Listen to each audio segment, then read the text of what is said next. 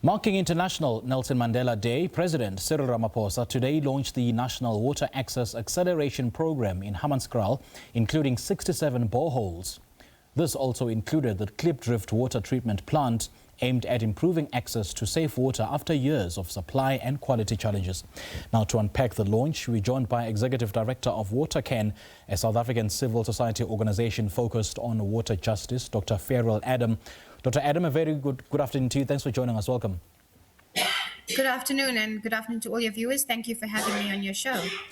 Now, Dr. Adam, let's talk about this program. I understand that it's being presented as a significant intervention to fast-track access to clean water. So from your perspective, just how significant is today's announcement? Is this a genuine shift in government thinking or yet another emergency response to a long-standing crisis? So I would like to think that they're changing their thinking, but I think it's a response to a long-standing crisis and to the issues that we've been seeing in Tshwane, where they're spending hundreds of millions of rands on water tankers. Yeah. I think that having boreholes are more sustainable, but with that, they need to monitor these boreholes, and we hope that they'll be doing that and testing the water regularly. And I see that Hammanskraal has become a symbol of South Africa's water failures after years of unsafe drinking water, and you'll recall the devastating cholera outbreak. Why has it taken so long for meaningful intervention, and what lessons should government have learned by now? Yeah, I think it took too long, and I still think that it's taking too long. I think that some of the solutions that they're providing right now will not be a long-term sustainable response to what is needed on the ground. And the reason it took so long is because of corruption. It's because the company that was given the money to fix the water situation in Hammanskraal did nothing, and the money is gone. That is a continuous kind of thing. We find the same things where a municipality spends at least 300 million rand on water tankers, where they could use that money to fix the infrastructure. So there's this kind of, it doesn't make sense, it doesn't add up. And I think that's partly mismanagement, it's corruption, and those are the kinds of things we need to keep watching. Right. And just looking beyond today's launch, does the National Water Access Acceleration Program deal with the root causes of South Africa's water insecurity, or is it primarily managing the consequences of years of neglect? So I think it's both. I mean, I think that we've been asking for boreholes in many of the informal settlements because the water tankers are not sustainable. Having JoJo tanks within communities, they don't get filled. They often have water that's not clean for people to drink. So having boreholes might be something where people could have more access to clean drinking water. What we need to find out is where are they placing the 67? We don't know that.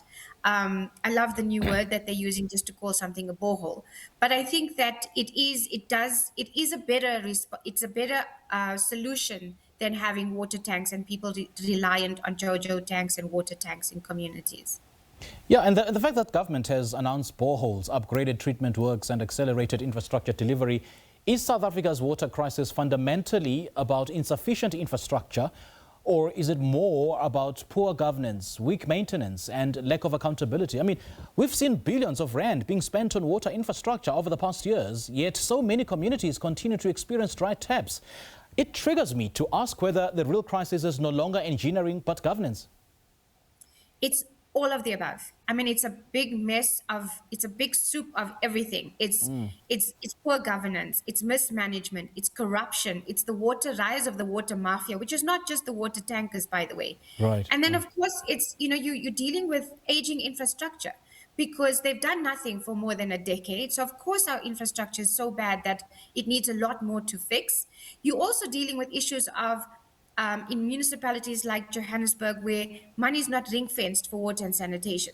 So they can have all these wonderful plans on paper, but there's no money, there's no budget to actually say this is what's going to happen. Right. And these things then spill over to the next year. And you're right, we spent billions, but we've got very little to show for it. So little to show, and Watercan has consistently advocated for citizen monitoring and greater accountability. So does today's program then include the sufficient mechanisms to ensure transparent implementation or measurable outcomes or even public oversight? I think it's a project, but I don't think that it gives automatically will be giving us better transparency and access to information. Okay. I think that is still going to be a struggle. I do think it's a good project to have the 67 boreholes in the different areas, but I think that in terms of budgets, accountability, water quality, we still have to run around trying to get prior requests to get that kind of information which needs to be made public. So there's still a lot more work that needs to be done on transparency and accountability in all our municipalities. Where does that leave us, the community? Just how important is community participation in monitoring water infrastructure? And should residents themselves have greater powers to hold municipalities accountable for service delivery failures?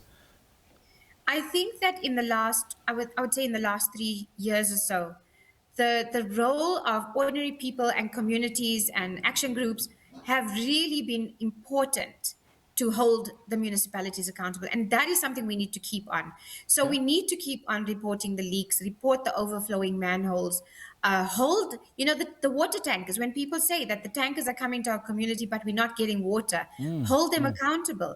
But I think that is where ordinary people can get involved and do their bit. I think we also have to start creating more awareness within our communities. For example, the Rand water maintenance that has happened, we needed people who were getting water to actually use less water because it was putting a strain on the whole system. Yes. And everybody needs to realize that we are all linked in terms of the water. And more so, we need to have benchmarks to use over the next 12 to 24 months to judge whether today's commitments translate into, really improvements on this particular matter. Dr. Adam, great chatting to you. Thank you so much for joining us. Thank you so much. Thank you. Well, the government describes this as an acceleration program, but the jury's still out whether this will be a genuine turning point for communities like Hammanskraal or simply a government trying to recover from years of systemic failure. That is Dr. Ferrial Adam. She's the Executive Director of Watercan, joining us to unpack the intricacies of the launch.